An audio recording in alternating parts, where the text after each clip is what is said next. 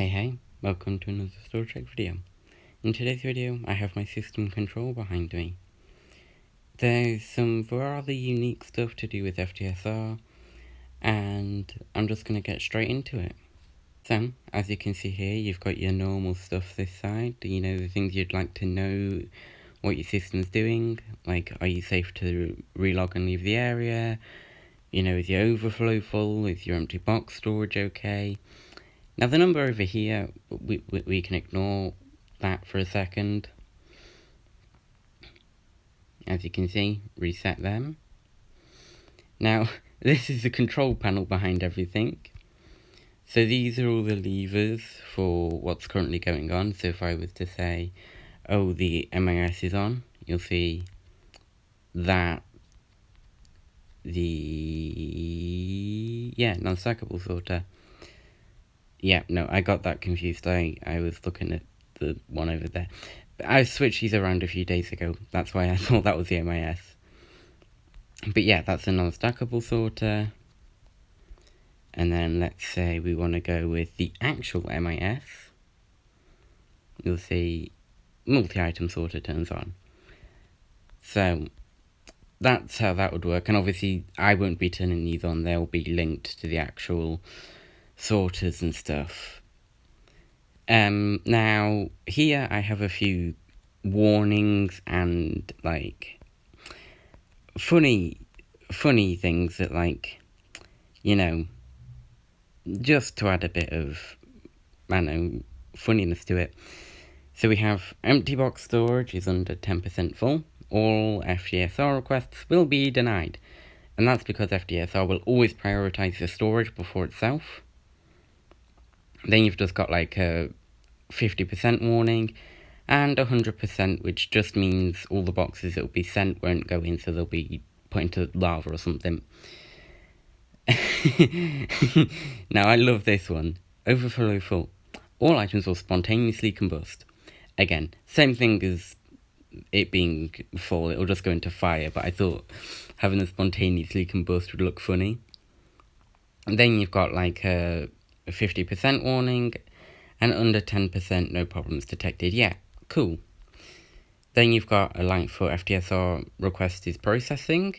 Obviously you're safe to leave. And super smelter on and off.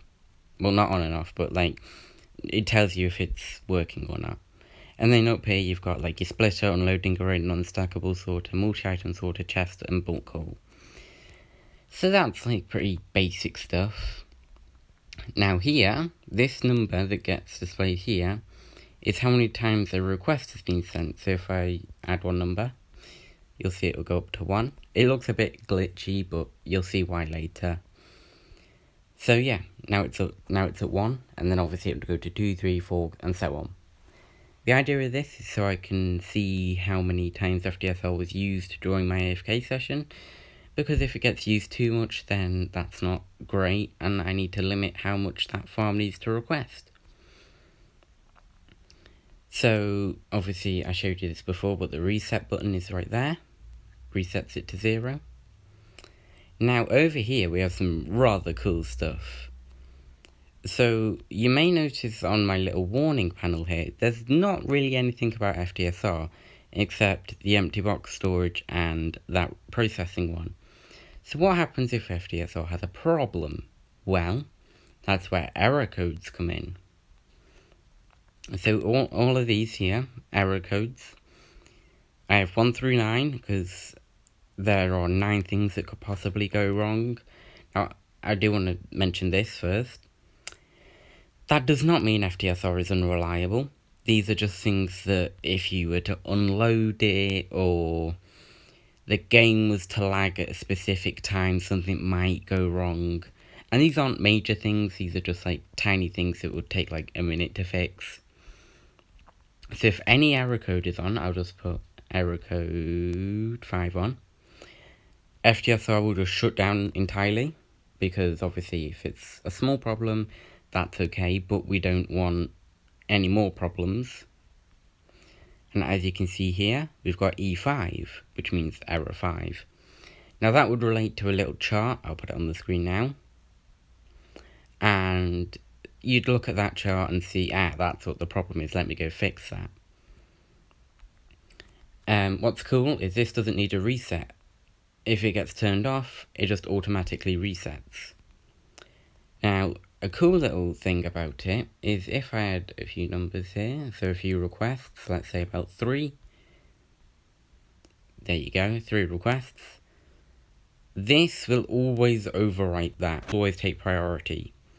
So if we take 2, you'll see error code 2, always takes priority. Now, something I haven't worked out yet is I need some sort of memory circuit for this, because when I turn it off, it resets back to 0. What is cool though, is if I were to do error code 6 for an example, there you go. That's weird. That's because I activated it too quickly. Let me do error code 1. Just as something different. So you'll see, gets switched to 1. The reason it did all the glitchy stuff is because I activated it too quickly after turning it off. It's a small problem, it's easy to fix. So yeah, we have our thing here, but what you'll notice is even if I reset it, it doesn't reset. That will stay there permanently until you fix the problem. Now, as you saw, that number went down to 0, but that's only temporarily whilst it fixes itself, and then it'll go back to 1. And obviously that happens with literally any others. So let's go this one. As you'll see, error code 4. Reset it. It'll glitch a bit, and then it'll go back to 4.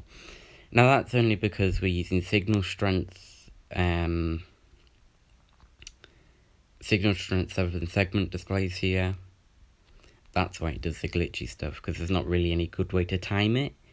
Because if you don't want a number, you need a repeater, but obviously you can't just mess around with these timings here, because sometimes there's 2 here, but 3 here. It's weird. So yeah, that's pretty much everything to do with that I can think of. It's rather compact. It's also cube. Everything I make now is cube. I'll never change. So yeah, that's pretty much everything I have for today. This will be part of a better storage series because my last one wasn't great. I didn't explain things too well or anything. So yeah, this is the first part of it. But anyway, I'll see you next time. Bye bye.